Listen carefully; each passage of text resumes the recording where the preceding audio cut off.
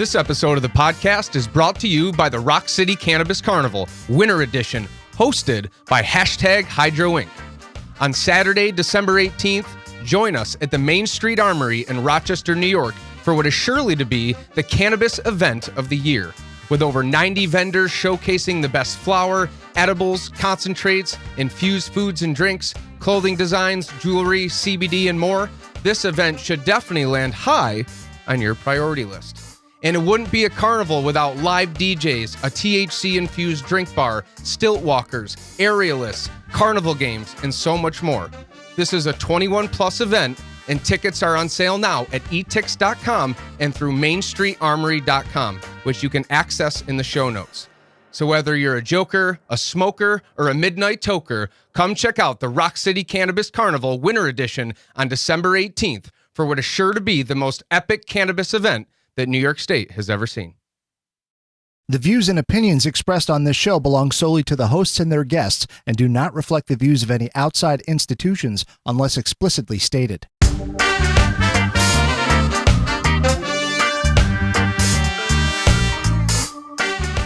What's up, everyone? My name is Steve Vanderwall, and I'm the host of Cannabis Cum Laude, a podcast devoted entirely to cannabis.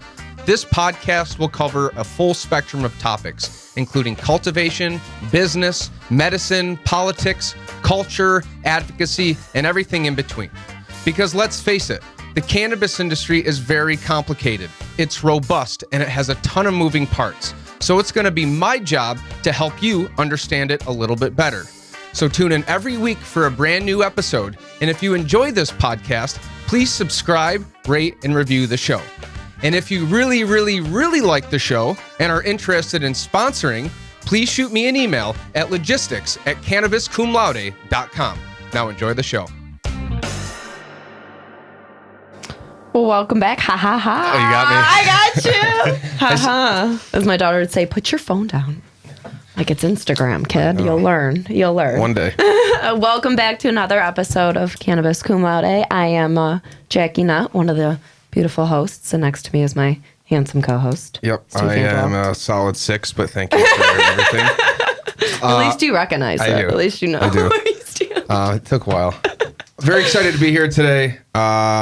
We have a couple of our good friends who are really making waves in the cannabis industry. That's the lamest joke I think I've ever made. Dan, I love a pun. We have Seth Brophy, who's the lead chemist from NOWAVE, and my good buddy Brian Lane, who handles a lot of the compliance for NOWAVE. You may have also heard of them as Bad Days, who they are going to be one of the premier sponsors at this year's Winter Cannabis Carnival.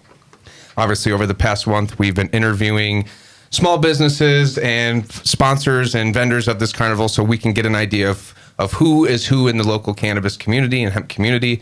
I'm very thankful and happy to have you both on. What's going on today? Thank you very much. We appreciate it. Yeah, it's good to see you guys. So I know that personally for me, there's always been a little bit of confusion because you guys have NOWAVE, you have your nicotine brand where you really started was in the flavored nicotine realm, which is your Bad Drip brand, and now you have your hemp and CBD and what I assume will eventually be your cannabis brand, Bad Days. Walk me through a little bit about some of the history of where you guys started. I know you started in e-nicotine, and how you transitioned over to into the CBD industry for the last couple of years. I'll apologize for Bob Anderson right up front, our CEO, because he is the one who started this in his basement approximately 7 years ago now, where his whole thought was his wife was pregnant and he wanted to get off cigarettes. He didn't want to smoke in front of his kids, so he tried to find an alternative and heard about this nicotine, the vape coming out at the time. So he recruited several of his friends. So it was Bob Anderson and Doug Ceraci and Kyle Shea and Frank Bonafitti. And the four of them decided to embark on a little adventure together. And that adventure has now resulted in Bad Drip Labs, which is the number one seller in Australia, number one in Russia, one of the top in Europe and England. And what they did was create a system of basically 0 milligram, 3 milligram, 6 milligram flavored vape products. So it kind of creates a system where people can get themselves off of nicotine entirely. I was an avid user, to be quite honest. Yeah, it was. Yeah, I remember using them, and you'd go from 6 and then wean yourself down to 3 and then 0. And the amount of choices you had was astronomical. And when it was legal here in the U.S., you guys were the shit. I mean, like, it was only bad drip. That's all you saw. And then you'd have other people come in and you're like, nope, not the same. It doesn't hit the same. It doesn't have the same nicotine, doesn't have the same flavor. It burns weird in the coils and it'll sizzle. And theirs was always just, and your bottles never leaked. Everybody's fracking bottles always leaked. Theirs never did. Ever. I swear. I was an avid user. I'm going to just let her keep talking because she has just pretty much said all the things that I learned about bad drip when I first came in. So I was very fortunate where I met them through I was working for the U.S. Postal Service in sales. So I started helping them with shipping a little bit, and they were already marketing experts.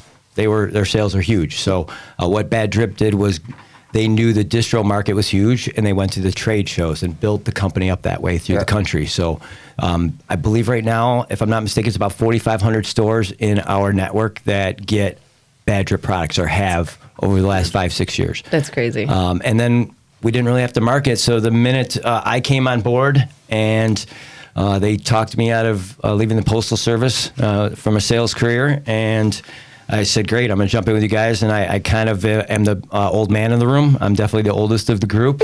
I'm probably the sensible head. I'll leave him alone, Seth. I am. He's not wrong. So I'm the one who's wrote the SOPs. And with this industry, NOWAVE is different than bad drip. Bad drip had to go through a lot of the formulations of nicotine, right? So they learned about changing labels per state and watching all the state rules and understanding sales tax is different in every state. And then the federal guidelines that came in. So now we were able to carry that knowledge and experience, and then mine kind of on the research side and understanding how to set up foundational things through the Postal Service.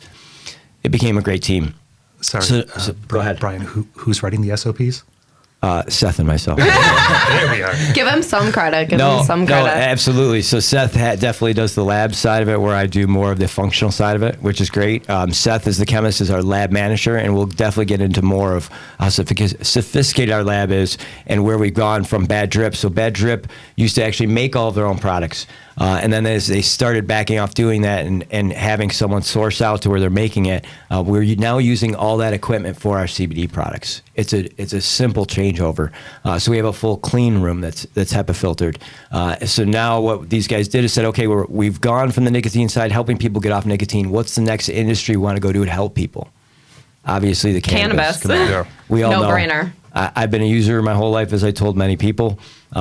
These guys, while they haven't been necessarily users, they also understand the benefits of it and how they've seen it benefit their families.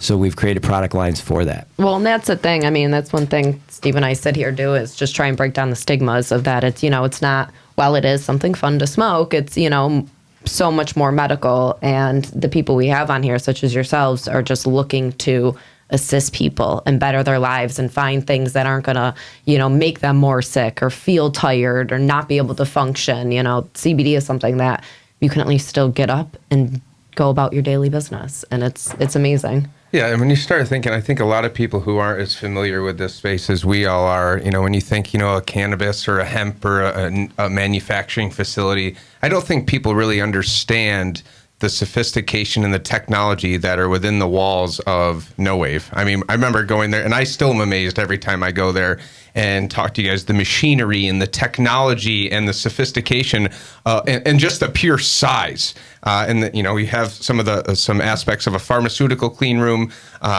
There's some really awesome technology that you guys have, which I'm excited to see what you can do in cannabis. You care to break down any of that technology that you guys are really excited about? Well, first, I kind of go back along the lines of how we built it. We really got our license. So we got the permit, and then I'm going to go to Seth so he can explain the equipment because that's the fun side when we get to that. But it basically started with a kitchen out behind a retail space where we started researching products when we first got our license. So that was our first GMP audit, was in a small space behind a retail out on Buffalo Road, actually, in Chilai, and we were making chewables. And learning how to do tinctures and minor stuff. Then we found a facility where we could move into, and we actually rehabbed the facility. We didn't really know what we were doing. None of us has cannabis experience, so we all just kind of went out and Googles and researched and made phone calls and learned from everybody we could on what we needed for a facility. So we got a facility. We ended up doing all the epoxy floors ourselves. We built the H1D1 room for all our extraction line. I'll let Seth get into the idiosyncrasies of that, but the building itself, we had to reformat so it could fit all of our businesses in one. So we have the storage for our bad drip side as well as our storage for our CBD side. And then the CBD side is about 18,000 square feet of clean room. And that includes a kitchen with a depositor that can produce about an 8-hour shift, about 40,000 gummies. If we did 3 shifts, that would be 120,000 gummies a day we could make. We also have a clean room that's humidity and temperature controlled, and all that's tracked on a daily basis. It's very thorough. We can tell you the percentages from spring to fall to summer and how the building changes. It's really amazing and fun. And then we also have the big production space where we do all of our filling. And then the clean room that Steve mentioned, that's where we do our tincture filling. We actually have pinchers and we have piston fillers that we do a variety of products on. And then the nice thing is we can make sure that all the products are equal in amounts. And some of the equipment that I haven't mentioned yet, I'm going to let Seth bring up now. And one of the things we do on site, which I want to really bring up right now, is testing. This is where we feel our product lines are different than most other companies. Testing and sample prep are very difficult. I'll let Seth obviously talk about that more sophisticatedly, but at the end of the day, we have an HPLC on site, which means we are daily testing all of our products. We don't know, I've been all around the state now for a bunch of different events, and I don't know one other company who has that right now, which means any company that does any kind of batching on a daily basis, whatever they send out for third-party testing takes a week to 2 weeks to get back. Are they really, truly getting the results that they need to be?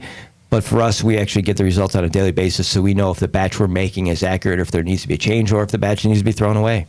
That's frankly. crazy. That's the number one right there. That's huge. Can you use your own tester? Can you use your own test? I mean, sure, you could use them as in-house testing, but it's like legitimate testing. You do have to source third party, right? Correct. Like, we are you can kind do of like any- biased being in your own? Correct. We're not allowed to be our own third-party testing lab, Okay. and we don't desire to be, because that we want to have an ISO 17025 testing lab to send it to. Right. We want to be able to do our sample prep in-house and know that we're going to send that after we do a sample prep, we do the testing in-house.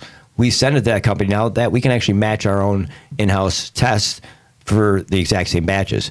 And right now we're within, I like to say, 2% right now of our third-party testing lab and all our Holy cow. HPLC testing. The state requires us to be within plus minus 20% currently on our CBD product labels. It's 20%, really? Yep. Yeah, it went from 10 to 20% in the last change of regs. Wow, that's a huge jump. Holy cow. And the reason why? Why? Yeah, what was their justification? Well, they didn't really state it, but we know behind the scenes what the justification is. Increased tax Well, per no. percentage? No, it's about quality of products. Go ahead, Seth. I'll let you chime in. Not only that, but think about it. You'll have these weak products at 5 milligrams. And 20% means a 4 or a 6 milligram product instead. Those are really small numbers. Yeah. So a 20% swing, you have to have it for those small manufacturers who are dialing into something so fine like that. Well, I was in Boston and I went to a recreational one and it was 5 milligram gummies. And I was like, what the fuck am I going to do got you with 3 this? packs. Like, what am I going to do with this? And my parents, who aren't cannabis users whatsoever, I tried to get them to, take them. And they were like, no. And I'm like, literally, you could eat this whole bag. And I still bet you it wouldn't do anything for you. But I feel like that's even more difficult because now you're just having to make more products and you're not making the adequate percentages for your patients. You know what I mean? Instead of having a 15 milligram gummy, they'll have to take 3 5 milligram gummies. Well, that's what I'm kind of worried about, and I feel like you would probably know. Right now we make 50 milligram gummies in 250 milligram packs, and my guess is that they're going to put limits on amounts, right? Yeah. So it'll probably be something like 100 milligrams per pack or 10 milligrams per gummy. Do you have any insight on what that's going to look like from a THC perspective? Great question. I actually have asked a couple of legislators that recently at an event, and they didn't really have an answer for that, but I'm going to go from the CBD regs, right? So CBD, it's kind of about 25 to 75 per serving is what they're looking at as a reasonable amount. I don't see where the state would vary from that. From THC, the only question I have is it does say total cannabinoids in the legislation for the hemp regs. And what if you want to have an entourage effect with THC and CBD? Yeah. So, and I know they're considering that. So I think it's going to be higher total cannabinoids, but I don't know if they'll Less put THC. it. Correct. Right. I don't know how they're going to go. They're still thinking about that from what I gathered. But they are thinking about it, which is huge. Yeah. Yeah, it is. And I mean, the fact that we're even here is huge. The fact that we've made steps. I mean, I honestly thought New York would be literally like 50th to pass it, but the fact that we're here is amazing. It's just, it just seems like it's like you legalize it, but you're like, I'll just give you this little crumb, and then we'll give you the cookie, in like 10 years. Yeah, and I mean, I'm, as a little, what is hoping to be a little micro business in the future, we have our certain regs, but you guys are really large scale manufacturing, which you'll probably be, have much more, serious regulations and, be under a much more of a fine tooth comb than, a little micro business. How do you, I guess I want to back up a little bit because I really want to dive into a little bit of the technology that you guys have. And I know we want to talk about that Revelry event. So talk to me a little bit about some of the technology. First of all, what is HPLC testing? Why does that differ from any other type of testing method? And why is that your kind of weapon of choice? So HPLC is high pressure liquid chromatography. And we use it just because it's one of the most accurate, small quantity testing methods you have, especially if you're trying to quantify an amount as opposed to a simple yes-no detection test. And that's what we're trying to do. We want to know exactly how much is in there. We want to get within 10% of actual. I know the regs are 20%, but any instrument is actually accurate to about 10% plus minus. Okay. And that's... And HPLC was chosen because it tests potency. That's specifically what that piece of equipment is. Right. So actually, we were looking possibly to get into the third-party testing game originally. We didn't know what avenue we wanted to go in the cannabis industry, right? So I went and investigated. What I found out is very interesting enough. There's only a few testing labs here in New York State that can test for the medical companies.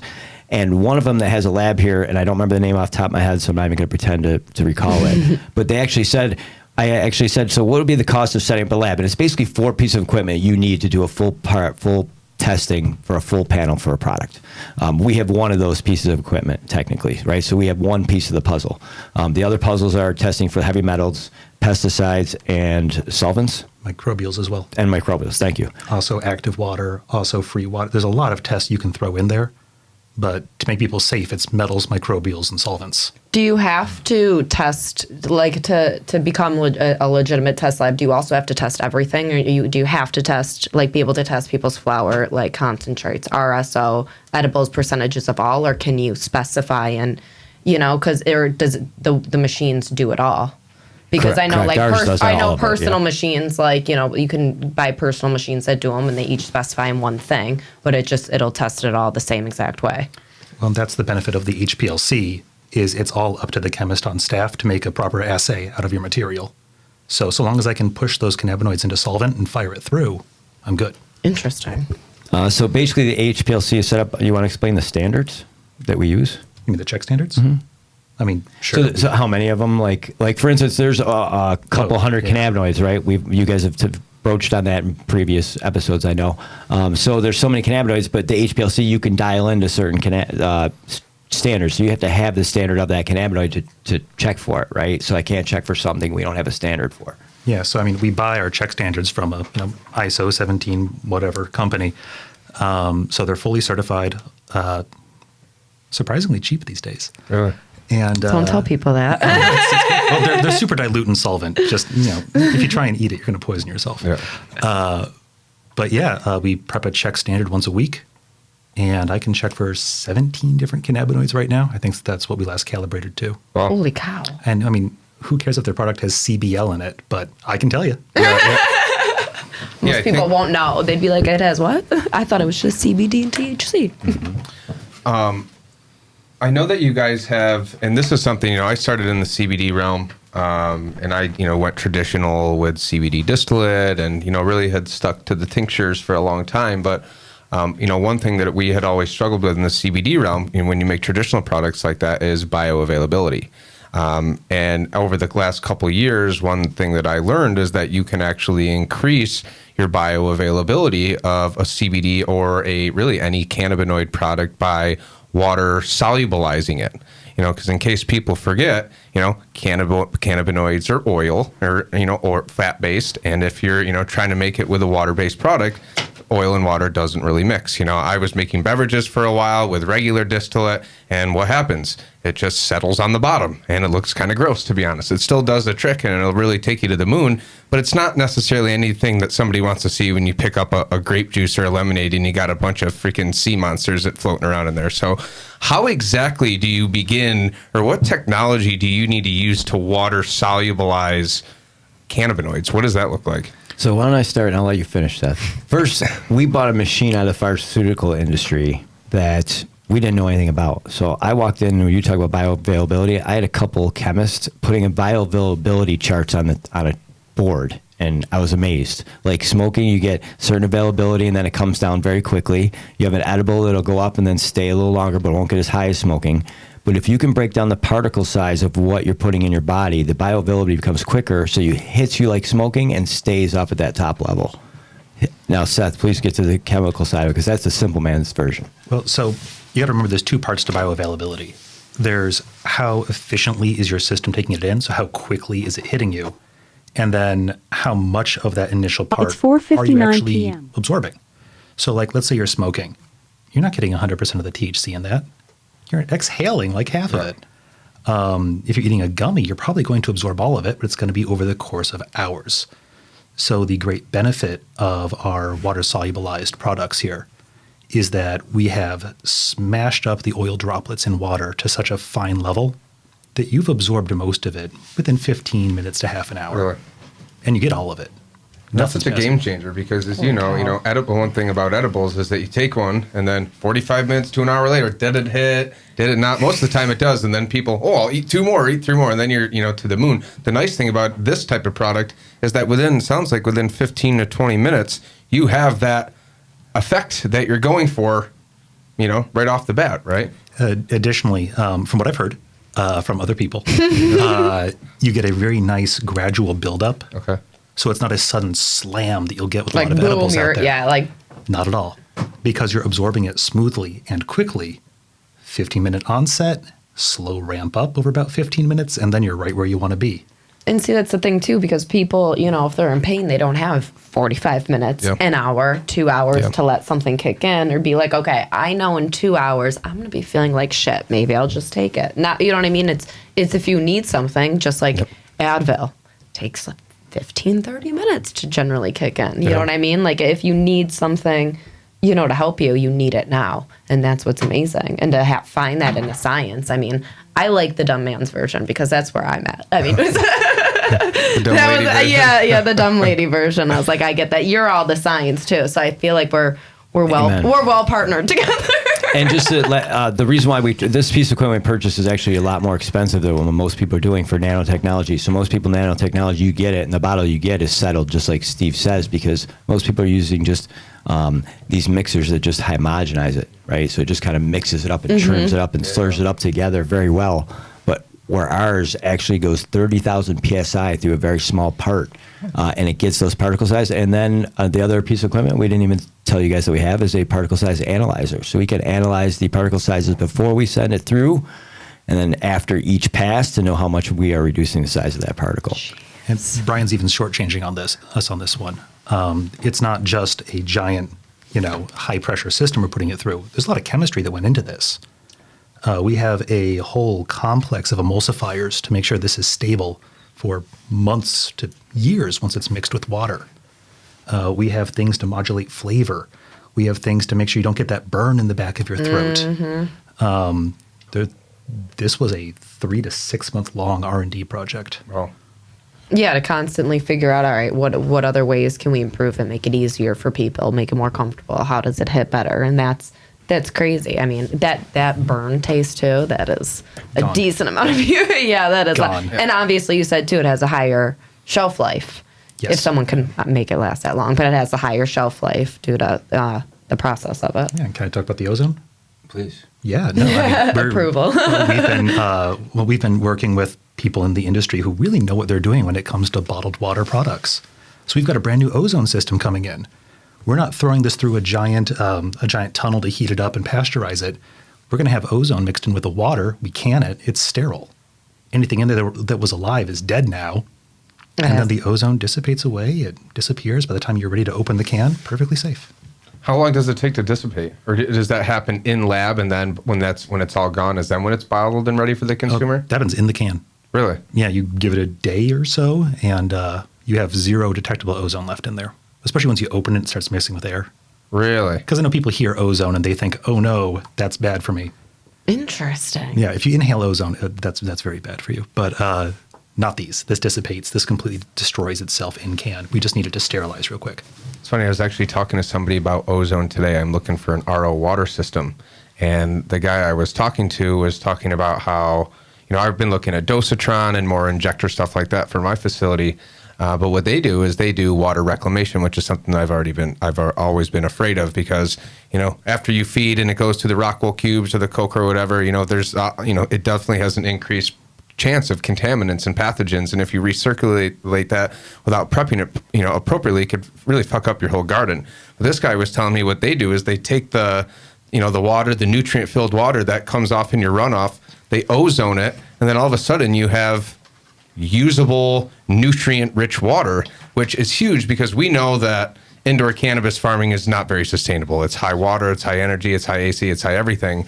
And if you could, there's technology out there, like I use Arroyo to help monitor my water content, so I have much, very precise irrigation. But all that water, especially on a 20, 50, 100 light facility, if you're not reusing it, that's thousands of gallons of water you're wasting every single day. So it seems like something like using ozone would be really good for saving water, according to this guy. If you don't want microbes in it, yeah. Yeah. Yeah. But Phenomenal. I love the science. me too. Well, is this something that will hopefully be utilized and dropping at the carnival? So I know you have some we things. do plan to bring to the carnival. Definitely, our Bad Days line will be there. We plan to help educate a little bit more on CBD for people. That's part of our cause for that event because there is a place for CBD in the market. It's not just about THC. And then, secondly, we definitely are hoping to have a new beverage line that we hope to be introducing at the carnival. Yes, you painted my butt for making me say it, but I got to say a lot of it is because of Seth. It's not easy to talk about doing a beverage line. It's very difficult. There's a lot of conversations. We have a Cody canning system that we've installed in our facility. It's tough to find aluminum these days, right? There's a shortage of aluminum. Oh, also I learned today there's going to be a shortage of sugar cane over the next 6 to 8 months, just so everybody's aware, so they know the next supply chain issue. Do you know there's shortages of like paint cans, like the spray bottle paint cans right now, aerosol cans? Yes, I swear to God. Yeah, aluminum, because it's Aerosol aluminum. cans, yeah. It's aluminum. Yeah, it's crazy. So yes, we do, and I gotta say that Seth is the man because he has made a couple beverages that are just. I'm a little picky about drinking. I beg him for one every weekend. Yeah, he does. I am too, because some of them they're too pungent, and then, or it gives me really bad heartburn. Some of them give me really bad heartburn. I wonder why. I don't know. The second I kid asked fucks her me that. up with that, but. Seth will tell you. Oh, tell me. Are they oily? Are they oily? Yeah, when you drink them, do they have like a weird thickness and mouthfeel? I don't know. I'd have to drink about it, think like- about it. All right, so from the I don't know. layman's term before he jumps But they into also it. have the settle. Some of them have this. Yeah, some of them had the sediment to it too, and then you got to shake it up and everything. And then I'm like, okay, well, this makes me a little uncomfortable. Like, did they bottle this, planning to sell it just at this one event, and have me not keep it in my fridge for a week? Because I will keep it in my fridge for a week. 'Cause when I go, I buy a lot of drinks. Yep. 'Cause that's one of my favorite things. Is the drinks. Yeah. And well, I mean, if you're settling out, you probably have all these free oils in there. And if you don't have your gallbladder anymore, or if you're having any I issues do. with it, then I do have my gallbladder. that's good. I do. Yeah, wanna get we're all personal. very happy for you. So wait, that's the only way you get heartburn? No. Oh, I was like, why? No way. That's not why I'm getting heartburn. What are you talking about? But yeah, that's an issue too. They just settle, or it's like, and then I get really nervous. I'm like, I'm not, and then I throw it away. I throw it away because I'm like, I don't know what this is. Well, I don't know how long this has been sitting. I don't know if I trust this. The first line of drinks I ever made was at the first carnival, and we had just done a huge batch of gummies and used actually wax, and all of the runoff from the gummies we used, and then we pumped it up a little bit, but we used it to make juice, and it actually worked out really well with the wax. I made a transition to distillate thinking that it would be better, because it's just seemed like a better, more easy to use product. But I had floaters, I had settlers, I had tough taste, some tough tasting stuff, and it's kind of tough to dose. We actually ended up nailing it off the bat by my partner who makes these is a chef and quite frankly very brilliant. And I remember him eyeing it the first time, which, if you hold it for an extra second or two, you could be doubling the dose if you know how, distillate is pretty pungent stuff. But I would imagine it becomes much easier to dose with something like water soluble because, distillate, unless you heat it up, you could hold it upside down for an hour and it won't even move. It's very thick, very viscous stuff. Obviously, heating it and keeping it at a temperature makes it a little easier to play with. But from a dosing perspective, I definitely think that, in my opinion, that the biggest problem with edibles in the edibles market is people have a hard time dosing. You never really know what you're going to get, especially if you're in the illicit market. When you start introducing, tested water soluble distillate where for whatever 1 milligram or 1 milliliter has 100 milligrams or whatever the concentration is, I would imagine it becomes much easier to get within that 10 to 20% threshold. On a real pet peeve of mine when it comes to all these edibles out there, it's not just people who don't know how to pour and measure. It's people who don't take the time to homogenize their material. So let's say they make a tray of brownies and they don't really stir. Yeah. You'll get a 500 milligram brownie over there, a 100 milligram brownie over there. Yeah. Maybe this guy's got nothing in it in this little corner. Yep.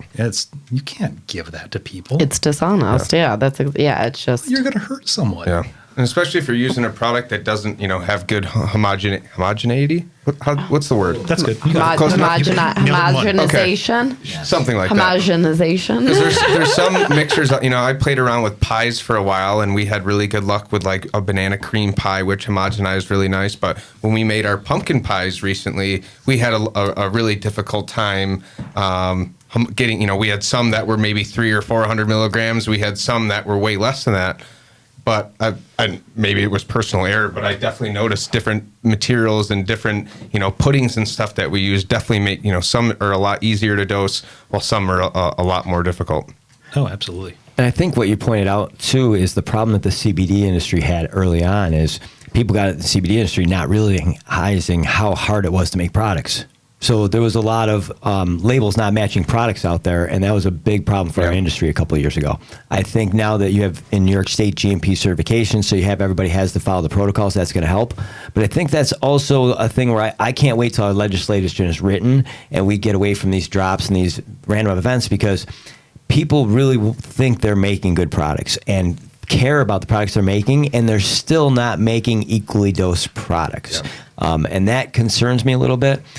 Just because the R&D that we spend and the time we spend our R&Ding products to make sure there's no hot spots and to make sure there's even batching, I can't imagine many people in their kitchen are doing what we're doing in their home kitchens and then coming to these places and selling their edibles. I don't think you guys have too much to worry about. I think based on your track record, you cream rises to the top. I think right. Is that what it cream?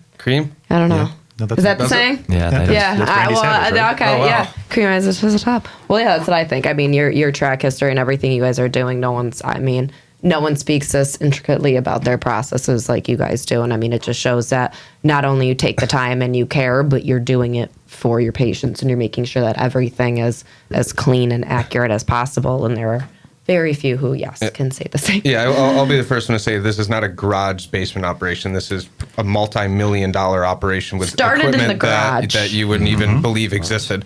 I will say, though, I think that the illicit market has really tainted people's perception of what their actual edibles tolerance actually is. Because I had people, friends of mine who do not mean to do this, but they'll take a whole bunch of trim, which who knows how many different flowers are in there, what the percentage is, how long it's been sitting there, break it down into butter. Who knows if they decarbed it properly, all of that. Who knows if they homogenize it into the cake batter, and then they'll throw on the label 350 milligrams of THC, which maybe it is, but chances are it's probably significantly not. Maybe it has 50 milligrams, so now people think, wow, I can eat 350 milligrams of THC and be fine. Well, newsflash, if you eat a real 350 milligrams of THC, you're going to be in a bad place. You'll be sleeping. You'll be sleeping. Or want to be throwing up. Yeah. drink. Or both.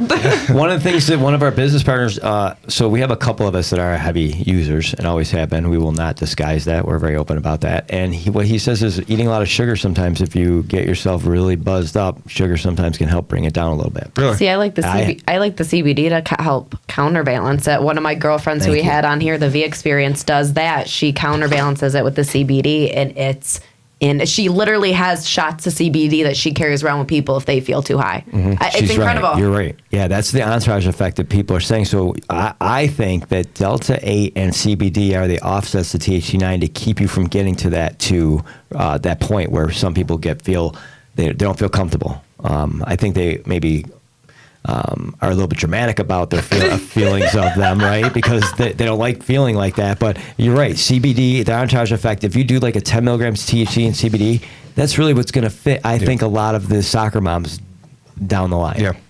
Not everybody wants to get smacked. I mean, there's time and place, but I think, and I notice this a lot too, even with our 50 milligram gummies, people say, do you make anything smaller? I'm looking for 10 milligrams. And part of me is like, cut it in quarters. But there's a lot of people, like for me, Just fucking cut it, man. I'm You not got scissors at home? I smoke flower all day. I smoke a lot of flower, but I don't do a lot of edibles. So my edibles potency, a half of a gummy for me is plenty. So, if there's part of me that says, it might be good to make, some 10 milligram edibles for a much more medicinal dose, but... Make rippable gummies. Yeah. Can you do that? Well, I you don't can't know if really make a could, rippable gummy, but I'd you be can. pretty damn cool. You'd have to have a mold. Yeah. If you make the gummies in a mold, you Yeah. have to have a mold that had like some kind of indentation that would have it be like a perforation for someone to cut. Yeah. Because we've been thinking about that in the future. Or it'd just be a rollover. Yep. Yeah. What's that? What do you mean? So you wouldn't have like a mold you pour into. You'd have a mold that you roll over it, and it's like a little cutter, and it would just put in your perforations. Oh, that's I interesting. think it's how they do like fruit roll-ups. Oh, that makes sense. Yeah.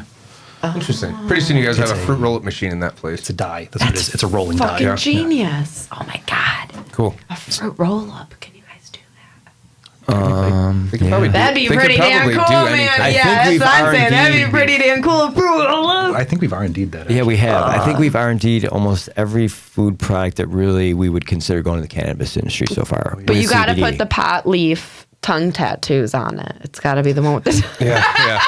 That going to R&D I'm too? serious. Yeah. Way to double our costs. Dude, I'm telling you, people, they'd go over like crazy. But no, this is like Steve said, this is definitely not a garage or No. basement operation. These are, this is legit. I have a 2-inch binder for GMP on just SOPs and all of our employee guidances and cell phone policies and foodborne illness policy. Like, it's very thorough, and I want to put it out there. Anybody's looking to get into this industry, now's the time to start with just your documentation. Yeah. I've heard Steve say it before, but just be aware, now is not too early to start the documentation because you will need significant documentation and things in place that you don't want to be doing at the last minute. Yeah. I think people said there's like a delay in actually approving like LLCs and S Corps and DBAs. Like there's a delay right now because there's so many influxing. Oh, I'm sure. I had Everyone's somebody getting tell ready. me that they were trying to LLC and it was like a month turnaround time Really? to even like approve or look at it or something like that. I got a law firm in Albany that works close with the State Department. I've opened up a couple LLCs in the last 2 years, in the last 6 months actually, and it was 24 hours. So Maybe they're just Acumera bullshitting. out of I Albany, don't they're know. great. I don't know. One thing I do want to talk about the Revelry event that you just went to. But one thing I want to say is one thing I love about you guys so much is that you're very open and educational and you are very transparent. A lot of the times I feel with such high technology and R&D and all the stuff that you have, it could be very easy to be tight-lipped and just shut everybody out. But I've seen you've given me tours and my friends tours, and you're always giving tours. And every time I see you, said, tell people to come in.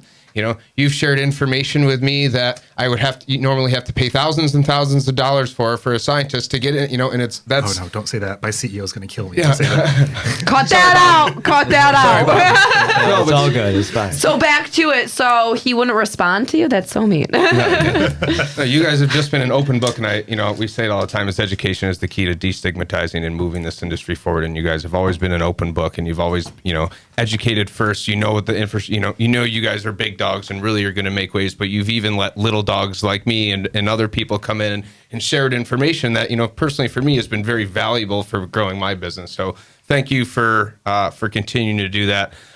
Is it fair to say that if anybody is interested in a tour, to contact you to see the facility? Are you guys doing regular tours now? Or Brian at NOWAVE.com. I think we'll probably consolidate a little bit on the tours, but we are willing, absolutely, especially if someone's looking to be in the industry or is in the industry with need of a processor, need to understand a little bit more about processing or making products. Like Steve said, we don't turn anybody away. We really thrive on helping and being a part of this because we know that there's no vertical integration that's going to be allowed in this legislation, right? So Seth and I are only going to be as good as the growers that bring the product to us so we can extract it, or we can do whatever we have to, whether we're just trimming flower for people or packaging for people, whatever we're going to do, we want to make sure those people are strong. And then the distributors after us and the dispensaries need to be strong because we need to be able to put our products in place, right? And we only control one part of that. The state is doing a great job by allowing more people to have licenses and not allow vertical integration other than the micro license. Sure. But we want to be part of that. We want to make sure we're educating because if we don't educate on either side of us, then we're weak. Yeah, I agree with that. And that's huge. Everyone's always so against sharing anything. They're like, no, I don't want you to come and take, our ideas or this or that. And you're like, let's just build the community up. And that's literally what we're all we're all in this together. You know what I mean? You need to, there's enough for everybody. We all just need to help bring each other up. And like you said, there's so many different avenues you're going to need. And you know what I mean? You help this person, you help that person. Why not? There's enough pie to go around. There's no need to not help people. Do you know how many times when we were looking for extraction equipment that I basically would come across someone that's too pretentious? And I use that word. I know it's not quite the accurate word, but they're either pretentious about it or they won't even hey, can I come out to your facility out west and I want to check you guys out as we're going to model it in New York. I want to gain ideas. I was turned down every single time I asked for a tour. I think pretentious is a great word for it because they are, Yeah, and some is protective, right? We're not going to give out every single recipe if someone comes to our tour of our facility, but we're not going to hide our chewable operation from you, right? Yeah. If you want to see our chewable operation, is right there in front of you. Yeah. Right, this is the machine. It's not like you have the science or the R&D or anything of the product we make. This is just the equipment. This is how it's done. If you have a year and a half and you got the money, you can make the same gummy we make. Well, and not to mention, if Gordon Ramsay gave me his prized recipe for whatever, and I replicate it would still not taste the same. It's one of those things where I've tried. You can give out your secrets till you're blue in the face, but the reality is replicating stuff and having that technology and having that knowledge is just something that is not really easy to replicate. You know what I'm saying? So. I do want to, just to be conscious of time, I want to, we have about 10, 15 minutes left. I want to talk about that Revelry event that you went to last week or 2 weeks ago that was in New York City. Yeah, correct. Talk to me a little bit about that. So first of all, I'm very much was periphery. I just started learning the industry 5-6 years ago. So I never was really involved on the legislative side or writing policy or with any of those people, where Steve was definitely further along with that than I was. So I went there kind of as a novice, but basically what they did was a company put together a Friday night and a Saturday session. The Friday night session was at the Brooklyn Brewery. So what they did was they had a couple of the politicians there asking us questions as legacy market. So CBD license holders and black market, basically cannabis dealers and growers were all in New York City for 2 days. And the legislators were there all night Friday talking to everybody. And I'm talking about Axel Barnaby. I'm talking about Jeremy Coomey. I'm talking about Jen Metzger. I'm talking about Senator Liz Kruger. I'm talking about the board president. They all came to these events talking to us and actually interacting with us in small rooms around. And then the center of it was a bunch of TED Talks. Two things that came out of it for me. First of all, they understand the issues facing us as New York State as far as trying not to allow big money from coming out of state and coming in and dominating the market. They understand that clearly. Number two, I'm not going to tell you which politician or administrator that had this conversation, but I was shown a phone where someone said, hey, one of my cohorts said this is a crazy meeting yesterday. And the meeting was two members of the New York Department of Cannabis meeting with a big black market dealer from New York City. And the black market dealer from New York City spelled out pretty much his whole distribution network, how much he moves, how much weight, strains, what's popular for people of all New York City for them. And they have been gathering this information around the state for the last couple of years because, in their words, they want to make sure they know how many licenses are needed and what's really going on in the state. And they're having good, open, honest conversations that they're not holding against people. But how do you somebody like that has probably got a serious operations and like financially hundreds of thousands, if not millions of dollars in cash, or how do we give these legacy market operators immunity? Because what we need is the growers and the sellers and all these people who've been doing it for a long time to come forward and say, this is what I've been doing. But how do you do that without fear of it blowing back on you and putting your ass in jail? I mean, I could understand if you're a little 2 or 3 light grower, or a little dealer doing a few $1,000 a week or something. But some of these folks, especially if you're in New York City, probably hundreds of thousands to millions of dollars a year. How do you protect yourself? Ultimately, there's no way to protect ourselves, but we're lucky that we're in a gray area right now where the laws are written and the regs are being written, and there's no police agencies actively writing tickets for cannabis anywhere in the state. And this came right from the OCM. They're concerned because this gray market going on right now is very prevalent. And I think they understand how much tax revenue they're losing on it. But at the very end, they understand that the regs need to be written very quickly. And it's going to take 5 months from the day we see the first reg out there for rec. 5 months it's going to take to go through the whole legislative process. Axel Barnaby's words specifically were, once the regs are written, then it's going to take 60 days for a comment period. Then they have to take the time to read every comment that comes in. On the hemp regs, it was 17,000 comments. Jesus. They have to read every single one of categories, every single comment. They can't miss one. There's going to be more than 17,000 Thank you. for cannabis. That's my whole point, and he knows that, right? So now the time it takes to review all that comments goes after the 60-day window. Then you look at those comments, they're going to rewrite the regs because something's going to be wrong. Yeah. Then it goes through the same process again. Another 60 days, another comment period. Then the regs will be out there. So we're really not looking for a year, at least. I got good news. You do? We don't hear that often. I'm on the New York Growers and Processors Association committee for the processors, and we've wrote a couple white papers for the legislators now. We're about to release them to them. But I did hear through one of our members that there is legislation being pushed for some early provisional licenses. Correct. Provisional licenses, looking at basically, I want to say processes are kind of up and running that don't have to build from the ground up, right? So fortunately, maybe we would be there's 23 technically processors in the state right now that are GMP certified under the hemp regs. So I guess maybe they need to evaluate that 23, but this actually, from what I heard, back channel, is that this was actually pushed by the regulators that they wanted to see a bill, and it was actually, I believe, came out of the Caster group, actually helped write it. Cool, I believe it. So that's where and that was 2 days ago. Oh, it just came out. That just got to them, so I think they're still now in the mix of working it and seeing if it's something that they can do. Because there's a lot of, for instance, there's a risk. What about all the medical companies that are out there now? They're all fully integrated, and they could switch to rec in a minute. They could take everybody else out of the picture, just give them the early, like Illinois did, give them the early game, and then we're all late players to the game. We need to watch out for that. Yeah.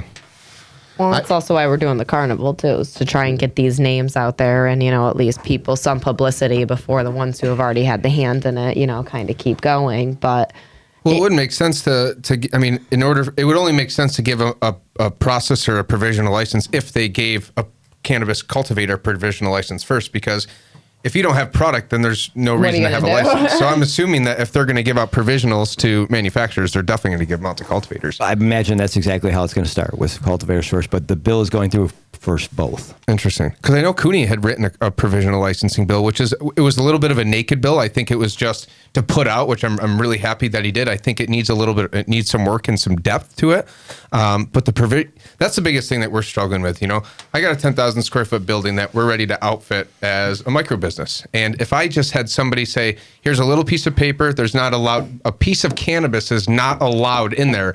But as long as you follow these rules, when the licenses come, you're going to have a license. We can start putting in the renovations and the equipment that we need. Thank you. That's all we want. That's all we want. Everybody's forgetting is that from the time you're going to break ground, nobody's breaking ground on buildings or putting a lot of money into buildings right now until they know they have that license in their hand. Yep. Well, except for us. Well, because we were lucky to have a CBD license, right? So so this is the crux for us. So Seth makes a good point. Is we're one of the originally I think it was 77 processors that got a CBD processing license originally from the state. It's down to 23 that are GMP certified now. And one of those is a 500 square foot trailer out of the Hudson Valley area where he does a handful of products and has a phenomenal setup, but it's small, right? So we're talking about a lot of small setups. No shade. I don't know, Seth, and maybe you can validate. We haven't found one other company, for instance, that makes chewables in the state that we're aware of.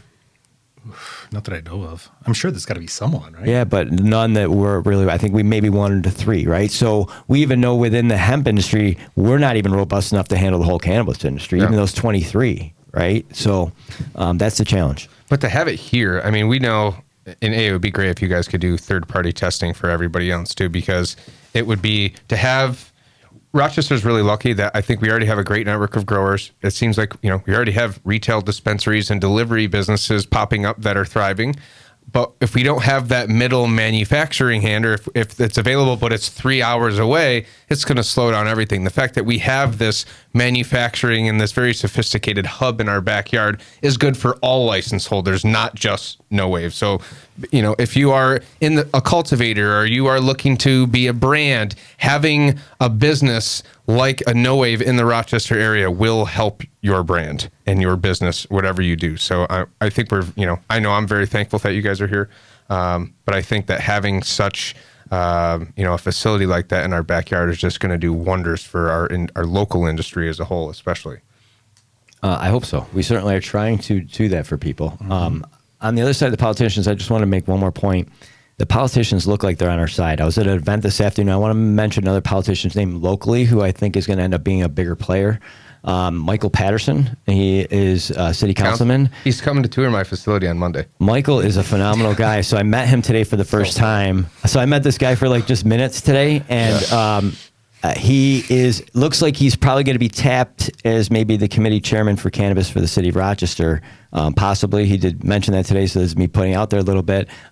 We don't really know what Malik's policies are going to be for the city yet, but they are going to be active. And if these towns keep opting out around the city, it's going to make the city stronger for possible cannabis businesses, which is kind of funny that may happen.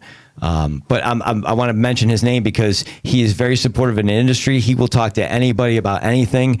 He went to Illinois recently and the MJ BizCon to gather information, and that's rare for a politician, guys. For all of you radio listeners, that is huge.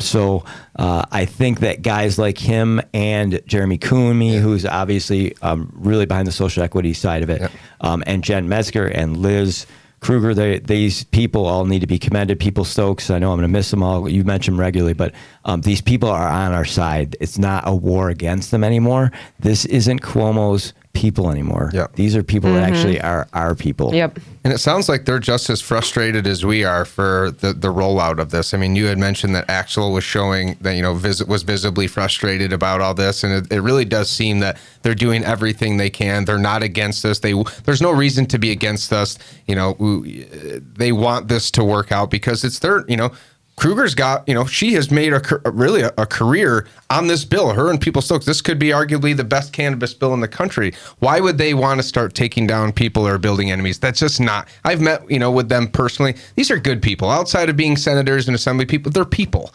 right? And, I really do think that, in our industry is definitely very much anti-establishment, anti-police, and rightfully so. A lot of people who've been doing this a lot longer than me have been hidden in the shadows and had to be very low key. But now it really does seem that they are on our side. They're moving quickly, but just the nature of bureaucracy is only allowing this to roll out at a very, a snail's like speed. But, the short of it is it does seem like they are very much on our side and willing to listen. The only thing that I want to make sure everybody, if you're going to tap politicians, how can you help from outside, blah, blah, blah. The opt-in, opt-out of each town is a great place, first of all, to voice your either displeasure or pleasure over cannabis in your town. That certainly will help. Number two, watch what's going to happen with money. So the big thing that was talked about at the Reveille that was repeated person after person is, let me paint a picture of someone that was in a transportation license in California. Young lady, she started with a couple drivers. Then she got bought out by another company, thought it was going to be great. Then they got bought out again. So her original 20% of the company went to 10%, went down to 1.5%, and now she's hoping her company gets sold so she can have some kind of payout. But it was all because she didn't have enough capital up front to not allow one of these venture capitalists to jump on her good work. So it's her good hard work that built the foundation of that company out west.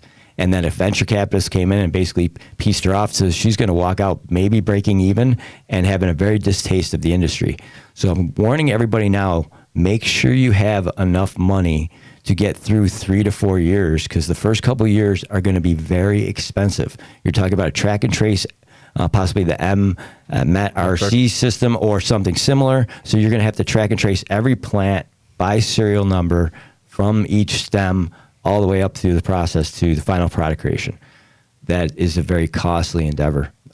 And no matter what part of that chain you're in, whether it's opening a smoking lounge or whether it is being a distributor, you're going to be basically on the hook for all your excise taxes. So people that think they're a good marketing person, they can have a distributor license, you better have some capital, because you're going to be paying some excise taxes up front of some of these products you sell to dispensaries. So you have to keep in mind that the money is really the big piece, and you don't want to go looking out of state. So DASNY and Ruben, one of the members of the OCM, DASNY is kind of an organization that sits private on the public, right? So it's kind of like one of those quasi organizations that there's a lot of money. I know he's trying to leverage some money in, but let's hope New York State doesn't have to give up any leverage to help bring in money for SEEP applicants and smaller applicants that really are going to use the money that's prevented SEEP applicants from coming into the industry in other states. Yeah, I feel like we're starting to see now is some of the MSOs, because they know that it's going to be tough, starting to latch on to some of these social equity applicants. It almost comes across as incubatorial, but I can't help to think that in the long term, it's going to be harmful to these small businesses. It just has to be. You can say, hey, you're the owner, you came up with the brand, blah, blah, blah. We're going to give you all this money to do whatever you want. We're going to take a 51% share, and before you know it, you don't own your company anymore. So I think that the reality is in any industry, there's no way you're going to be able to keep the big money out. That's the realities of what we have to face. I do think that the industry, for the most part, is going to be built on craft cannabis, right? We know how difficult it is to grow premium quality flower at that large of scale. It's very difficult. I think, where a lot of these companies will be good, for these mass grows will be for distillate and extracts and stuff. But from the flower perspective, which is, my favorite, I do believe it will be built on the backs of these small growers. But the money's coming in. We have to embrace it. And I think the reality is that in order to satisfy at least the first year or two of New York State demand, which is going to be it's going to be huge, we're going to have no choice but to leverage the MSO infrastructure and some of the big money, because we're a state of 16, 17 million people. 12 million of them are 21 plus. We are going to have a quite frankly an insatiable demand that I think will only be able to satisfy if we use some of these big money people and some of the these more largely these large asset firms like the Columbia Cares and the other multi-state operators. But I mean, we talk about my facility. My facility, we consider only a mid-sized facility. We're going to need larger facilities than mine, and we have none in the state so far. Let's keep that in mind. Yep. We're going to need some big processors. But then let's also consider what's going to be sold, guys. I mean, have you guys talked about like the actual percentages at other states that are sold in legal states? So really, we're talking about flower is going to be about 74% of the sales probably. Mm-hmm. And then you're looking at 20. Starting. Thank you. And then you're looking at the other 26% is going to be all the other products we've talked about: beauty, edibles, your hydrocarbon extraction products, your crash, your tumble, your keefs, all that stuff. But generally, smoke's going to be the majority of the products. Yeah. And if you think about it as growers, that's the simplest thing to get GMP certified for, is to have a small processing center where you're just doing trim. Yeah. You can actually have it in-house. So to keep that in mind, growers, you actually can be a processor as well, and really control your craft strains. It strikes me as pretty likely that when it comes to larger manufacturers like us, we're not going to be targeting the pre-existing market. We're not necessarily going to be going after the experienced smokers. Yeah. We want the new blood. We want people who haven't been smoking their whole lives, who don't have a taste for it, who want gummies and tinctures and edibles. Yeah.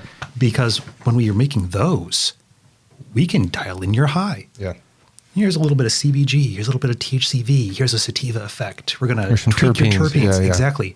And when we start customizing these products, that's going to be the next generation of THC users. Yes.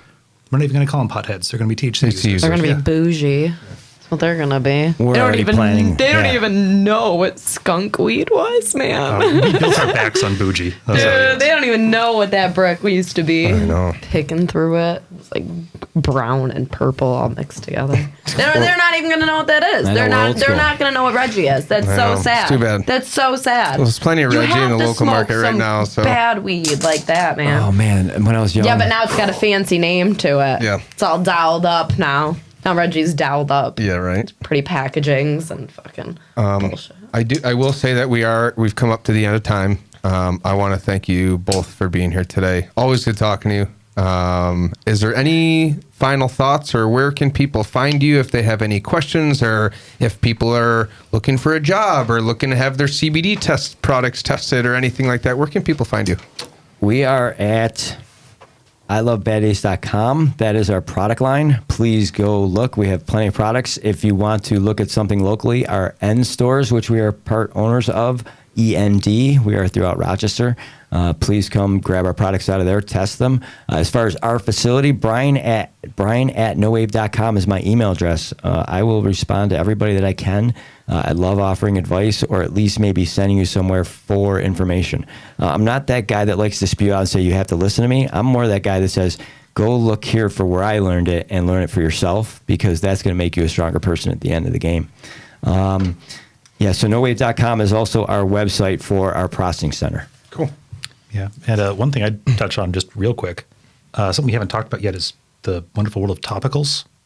We have some wonderful topical products, some balm sticks we've worked very hard on that are really flying off the shelves right now. Good. I don't know if anybody can look in his eyes right now, but this They is the lit up. formulation Look guy. at it. And I do So apologize. cute. Yes, we have a 500 milligram bomb that is everybody using it, and everybody says it's helping them with their surface ailments. Cool. Shit, I might pick that up for my neck. Yeah, right. Yeah. I- Neck issues. Just made one for muscles. Yeah, so, add the list to Balance. way kids fucked me up, so my neck is on that list. Well, thank you guys so much. I hope you'll come on the show again. Keep us updated. I know you guys are moving to a new facility soon, and you're really making some upgrades. So congratulations on all your success, and I look forward to seeing what you have coming down the pipeline. Thank you. Thank you guys. We appreciate Thank you so much. This has been another episode of Cannabis Cum Laude. Your trusty hosts here, Steve and Jackie, and our good friends from Bad Days, Seth and Brian. We will see you next week. Thank you. Bye. Excellent job, Mr. Seth. Good job, everyone. You're so excited. I love when you get all excited about your shit. Makes me so happy. and grab those gummies? Because I'm going to take a picture of this really quick. Thank you. Yeah, that was insane. Thanks to our friends here at Rockbox Recording and Production in Rochester, New York. They are a full professional podcast and video studio designed by a radio guy for podcasters. Audio, video, voiceovers, editing, whatever. Mouth off at Rockbox at rockbox.com. You can follow Cannabis Cum Laude on LinkedIn and all other social media platforms, as well as Cannabis.